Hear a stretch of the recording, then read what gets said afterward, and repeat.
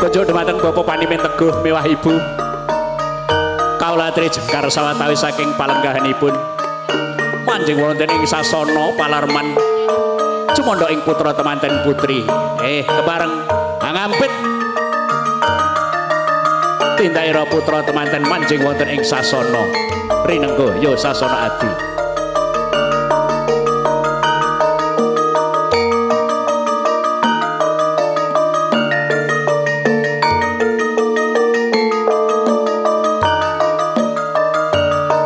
Kota kala awarnane Sirat Mojo putra temanten putri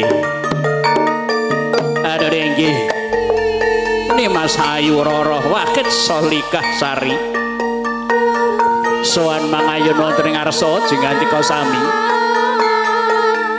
manjing wonten ing sasana rinengga ya sasana adi. Tindaira putra temanten putri kampit dening Rama saha ibunipun. Putra temanten Hadi Busana ingkang sarwarna. Hangembah busananing Garwanata.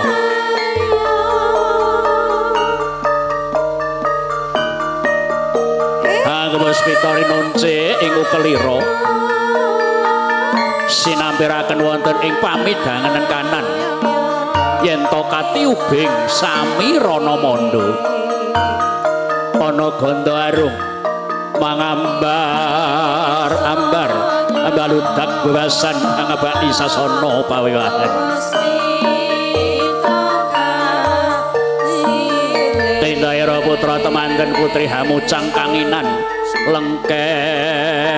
lengkeh pindho Singalupa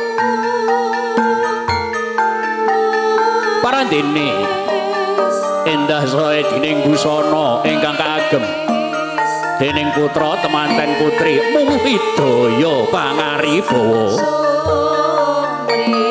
saengga putra temanten putri katon gandes luwes kewes tur demes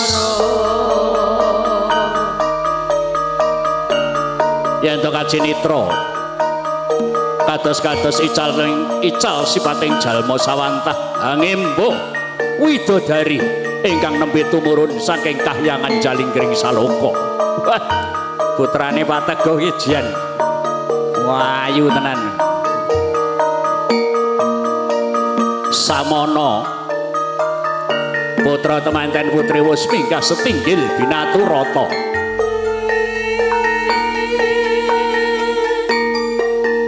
Lenggahang gegono raras wonten ing sasana pinajeng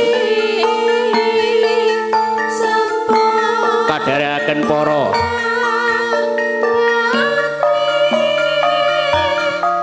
widodara widodari ingkang sinepet sang saraya jatining saraya ingkang kepareng hambabar wujuding Sekar Adi Mancawarna.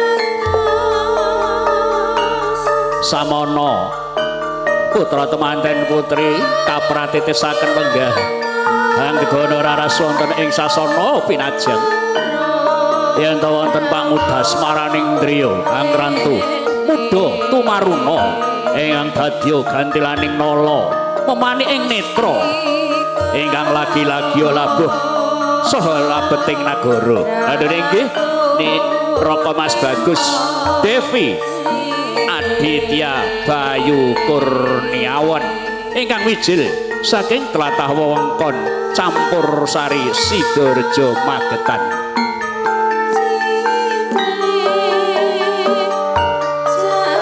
Kadiwatan kadang kawula sang saraya jatining saraya sampun kepareng sowan wonten ngarsaning Bapa Teguh miwah Ibu kepareng sedya arsa